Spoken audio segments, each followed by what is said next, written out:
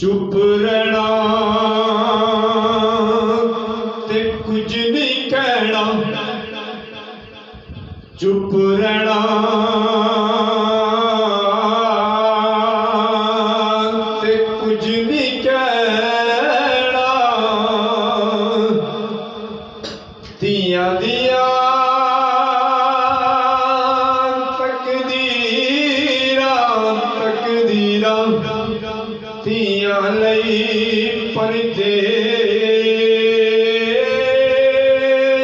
वे बाबुल पुत्रा लई जागीरां पुत्र हुंदे मिठड़े मेवे नाले रौनक हुंदी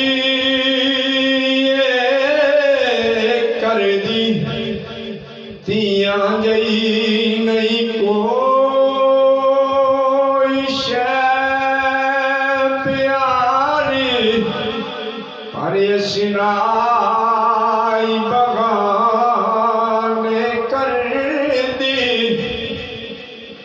सारी उम्र पेके गुजारी, सारी उम्र पेके गुजारी, ते आखिर सौरे जाना जेड़े अब तेरी मां